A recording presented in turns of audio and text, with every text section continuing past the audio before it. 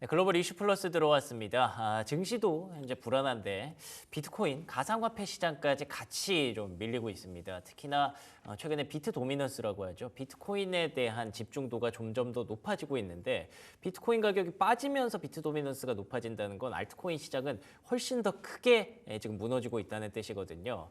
뭔가 긴급하게 진단이 좀 필요할 것 같아서 오늘 특별한 시간 준비를 해봤습니다. 핀테크 블록체인 연구소 최현호 소장 모셨습니다. 안녕하십니까? 네, 안녕하세요. 네, 반갑습니다. 비트코인 가격이 좀 불안하다 싶었는데 어제 저녁에 제가 확인해 보니까 9만 달러가 되게 쉽게 깨져 있고 8만 5천 달러까지 좀 내려가 있더라고요. 뭐 지금 시점에서는 그래도 다시 9만 달러 부근까지 올라오는 것 같은데 일단 왜 이렇게까지 많이 빠지고 있는 건지 그게 좀 궁금합니다. 네, 그렇습니다. 현재 비트코인의 가격의 흐름은 상당히 중요한 전환점을 이제 맞이하고 있는데요. 아시겠지만 트럼프 대통령 당선과 동시에 많은 이제 폭발적인 상승세를 유지하다가 취임 이후에 하락세 또는 현상 유지를 현재와 같은 이런 행보장을 이제 유지하고 있죠. 며칠 전에 이제 하락장에 온 것은 최근에 관세 문제라든지 또는 인플레이션에 대한 문제, 또 특히 2월 21일 날 일어난 바이비트의 대규모 해킹 사건, 또 OKX의 벌금 부과와 같은 이런 대내외적인 불확실성이 이제 증대가 됐다 이렇게 볼 수가 있겠습니다. 그렇군요. 결국 뭐 주식시장 빠지는 배경이랑 또 비슷하게 또 얘기들을 해주고 계시는 것 같은데 거기다가 이 바이비트 해킹 사태까지 같이 들어오면서 가상화폐 시장은 악재가 좀 많이 쌓여있는데 거기에 악재가 하나 더 쌓인 그런 느낌입니다. 많이 올랐던 게 결국에는 밸류에이션 압박으로 가장 큰 전제로 작용하고 있는 것 같고요. 그러면 그 바이비트 해킹 사태에 대해서 얘기를 좀 나눠보도록 하겠습니다. 저는 일단 해킹이 발생했다는 것까지는 알고 있고 뭐 역사적인 그런 금액의 해킹이 발생했다는 것까지는 들었는데 파장이 점점 더 커지고 있다고 들었어요. 어떤 상황인가요, 지금? 네, 아시겠지만 해킹의 규모가 10억 달러의 규모는 상당히 그동안에 여러 차례 해킹이 있었지만 대규모 이제 상태 그 규모의 금액이고요. 또 특히 바이비트 거래소는 글로벌 거래량 기준으로 하면 세계 랭킹 2위가 되기 때문에 그러한 상위에 있는 거래소가 해킹되었다는 것에 대한 일반 투자자들의 불안 심리, 보안에 대한 문제 이러한 것이 시장 심리에 큰 영향을 미쳤다고 생각이 되어집니다. 그렇군요. 아무래도 세계적인 수준의 거래소기 때문에 그쪽이 이렇게 해킹을 당했다는 것 자체가 여러 의미를 좀 갖고 있는 것 같습니다. 비트코인에 대한 어떤 믿음이라고 해야 될까요? 신뢰도가 조금은 어긋났겠죠. 이런 부분이 가장 컸던 것 같고요. 그리고 또 이런 얘기도 있네요. 약간 규제에 대한 우려가 좀 제기가 되는 게 미국 사법당국에서 벌금을 OKX라는 거래소에 부과했다고 들었어요. 이것도 결국에는 다 연결이 되는 그런 내용인가요? 네, 그렇습니다. 조금 전에 말씀드린 이런 가상자산 시장에 연이은 이제 악재가 나오고 있는데요. 여기에 더하여서 OKX 거래소도 상위 거래소입니다. 여기에 준수해야 될 KYC라든지 자금 세탁 방지에 대한 이런 의무를 제대로 준수하지 않았기 때문에 여기에 이제 부과한 것이 되겠죠. 또 이러한 부과는 특히 미국의 SEC 같은 규제 당국의 입장에서는 OKX뿐만이 아니고 타 거래소에도 적용할 가능성이 높기 때문에 거래소라든지 또는 이런 추진 중에 있는 프로젝트에 상당히 부정적인 요인, 즉 규제 강화에 대한 이런 이슈가 있기 때문에 시장에 부정적인 영향을 미치고 있다고 이렇게 생각이 되어집니다. 그렇군요. 악재성 재료가 뭐 계속 좀 쌓이는 그런 느낌입니다. 여기에 얹어지고 알트코인 시장이 안 그래도 좀 안 좋았는데 거기다가 바이비트 해킹 사태 그리고 또 이에 따라서 이걸 수습하기 위해서 규제가 좀 들어가다 보니까 이러면 또 시장의 자율성을 좀 잃는 것이 아닌가 이런 생각으로 계속 이어지는 것 같아서 불확실성이 확실히 좀 커진 것 같네요. 그래서 그런지 주식시장 시장에도 그 CNN에서 얘기하는 Fear and Greed라고 해서 공포와 탐욕 지수 있잖아요. 그거 우리가 투자 전략에 많이 활용을 하는데 가상화폐 시장에서도 이런 게 생겼네요. 얼터너티브에서 집계하는 공포와 탐욕 지수가 25점까지 내려갔다고 들었어요. 이게 극단적 공포 수준이라면서요? 네, 그렇습니다. 이 지수는 시장의 투자 심리를 수치한 것이 되겠는데요. 0에 가까울수록 공포의 심리적인 그런 부분을 이제 지표로서 나타내 주는 것이고요. 100에 가까운 거면은 탐욕 지수가 이제 높아진다 이렇게 볼 수가 있는데요. 현재 25 정도의 구간에 있기 때문에 공포스러운 그런 위치에 있다라고 이제 판단이 되어지고요. 이러한 행보 또는 이제 하락 장세에 있을 때 특히 초보 투자자들의 입장에서는 이런 공포 심리에 대한 내성이랄까요. 그런 그렇죠. 부분을 견디기가 쉽지 않아서 빈익빈 부익부와 같은 이런 탐욕과 공포의 이런 순환에 대한 그런 심리가 크게 작용하는 것 같습니다. 그렇군요. 근데 우리가 또 주식시장에서의 교훈을 되살려 보면 보통 공포와 탐욕 지수 볼 때는 극단적 공포까지 내려가면 사야 된다라는 말이 보통은 맞았기 때문에 역사적으로 그걸 그렇게 활용을 하시는 분들이 많았을 텐데 가상화폐 시장에서도 그런 분위기가 혹시 집계되지 않을지 극단적 공포까지 내려갔으면 또 매수 기회인가라는 생각도 좀 드는 것 같습니다. 그래서 긍정적인 얘기를 좀 해보려고 합니다. 미국의 SEC에서 가상화폐 규제와 관련해서 규제 완화에 대한 여러 가지 얘기들을 태스크포스 팀에서 논의를 하고 있다고 들었어요. 네. 어떤 얘기들이 좀 진행이 됐을까요? 네, 최근에 잘 아시는 그 SEC에서 가상화폐 타스크포스 팀이 있는데요. 여기에 암호화폐 혁신위원회라는 암호화폐 단체가 있습니다. CCI라는 곳과요. 또 제로해시 패러다임, 또 유명한 마이클 셀러 등과 같은 기업가 또는 리더들이 만나서 협의를 했는데요. 이러한 이제 시그널은 그동안의 규제 일변도에서 규제에 대한 좀 세부적인 그런 규제를 확실하게 좀 하고자 하는 그런 하나의 신호가 아닌가라고 생각이 되기 때문에 시장에 좀 긍정적인 요인으로 작용하는 것 같습니다. 그렇군요.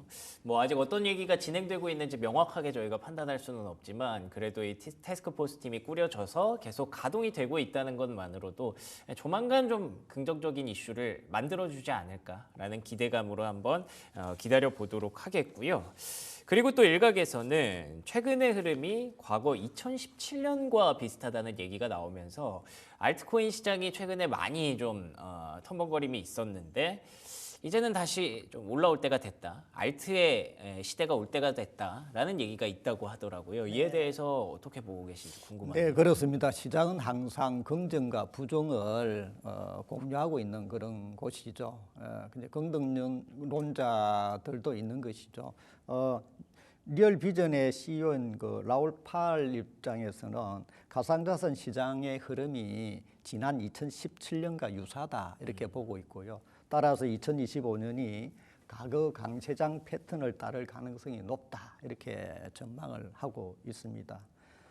지난 2017년을 되돌아보면 강세장을 거듭하면서 사상 최고치를 갱신했지만 2018년도에는 또 급락을 통해서 많은 투자자들에게 아픔을 이제 주었죠.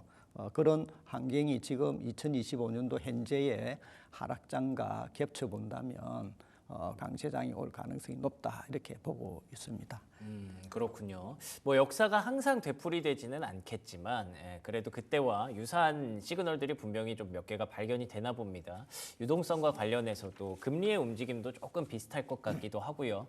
그때 당시에 이제 트럼프 대통령이 연준을 압박하면서 결국에는 금리 인하가 진행이 됐고 그 이후에 좀 시간의 부침은 좀 있었지만 상승장이 분명히 왔었잖아요. 확실히 일단은 시간도 좀 필요한 것 같고요. 정책들도 조금 더 필요한 것 같기는 합니다만 이런 것들이 퍼즐이 잘 맞춰지면 조만간 다시 비트코인 시장도 활발하게 움직이는 그런 날이 오지 않을까 한번 기대를 해보고요. 또 다른 시그널 중에 하나가 글로벌 헤지펀드 시타델 증권에서 본격적으로 가상화폐 시장에 진입할 계획이다라는 소식이 전해졌다고 합니다. 여기서는 어떤 시사점을 저희가 확인할 수가 있는 건가요? 네, 그렇습니다. 시타델은 유명한 그 글로벌 헤지 펀드이죠. 이제 이런 전통 금융이 저희들 가상자산 시장에 진입한다는 것은 시장에 굉장히 큰 시사점이 있다라고 하겠습니다. 아시겠지만 이런 시사점은 바로 기관 투자자로서 관심 정대에 큰 영향을 미치기 때문에 시타델 증권 이외의 전통 금융 플레이어들이 시장에 들어올 수 있는 시그널이 될 수가 있고요. 또 하나는 여기에 들어와 있는 그 유동성의 증가에 대한 문제입니다. 시타델은 고빈도 거래를 추구하는 그런 기술을 가지고 있기 때문에 시장의 유동성을 많이 공급할 수 있는 그런 시사점이 있고요. 또 하나는 이런 금융권들이 이 시장에 들어옴으로 해서 규제라든지 향후에 신뢰성을 향상시킬 수 있는 이런 환경을 만드는 데 있어서 굉장히 긍정적 요인이라고 생각이 되어집니다. 그렇군요. 일단은 돈을 많이 갖고 들어오기 때문에 유동성에 대한 기대감이 높아질 수 있겠죠. 그런데다가 심지어 아시는 것처럼 헤지펀드라는 회사들이 갖고 있는 특성 잘 아시죠? 시원할 때 들어가고 그리고 나올 때 또 시원하게 나옵니다. 그렇기 때문에 약간 좀 침체되어 있는 국면에 뭔가 좀 마중물이 될 수도 있겠다는 생각이 들어요. 그리고 또 결국 전통금융의 어떤 한 갈래가 들어오는 거기 때문에 전통금융이 계속 이렇게 참여를 하게 되면 약간은 조금 흔들렸던 신뢰도를 다시 회복할 수도 있겠고 규제 완화에 다시 한번 불을 당겨줄 수 있는 얘기니까 여러 가지 시사점을 좀 갖고 있다고 소장님께서 얘기를 해주셨네요. 그리고 주식시장에서 간밤에 급락했던 종목 중에 하나가 구 마이크로 스트래티지, 지금은 스트래티지라고 이름을 바꾼 회사가 있습니다. 그 회사가 뭐 다들 아시는 것처럼 비트코인이 올라가도 사고 내려가도 사고 뭐 지금 계속 매수를 하고 있는 그런 상황이거든요. 요걸 보고 있으면 결국 마이크로 스트래티지가 영광의 순간을 만들었던 것처럼 우리도 지금 좀 사야 되나 생각하시는 분들이 있을 것 같아요. 어떻게 보십니까? 네, 그렇습니다. 마이크로 스트래티지, 지금은 이제 스트래티지 상호가 되었는데요. 그 전략은 잘 아시고 계실 겁니다. 이런 조정 장세 속에서도 비트코인을 최근에 매수한 사실이 약 한 2만 개로 알고 있는데요. 제가 개인적인 생각으로는 굉장히 흥미로운 그리고 투자 전략이 아닌가 이렇게 생각이 되고요. 아시겠지만 11을 발행해서 계속 비트코인을 이제 사오고 있는 것이죠. 이것은 그 전략의 배경은 가상자산 시장에 대한 긍정적인 전망을 바탕으로 해서 장기적인 저가 전략을 구사하는 것이다 이렇게 볼 수가 있겠고요. 비트코인이 이제 디지털 금이라고 생각한다면 최근에 우리 금값이 급등하고 있는 거 마찬가지로 향후에 디지털 금인 비트코인에 대한 전망을 이제 긍정적으로 하기 때문에 이런 전략을 계속 구사하고 있는 것으로 생각이 되어집니다. 그렇군요. 스트래티지가 그냥 원래 하던 전략이 일단 계속 이어지고 있다고 봐야 될 것 같기는 합니다.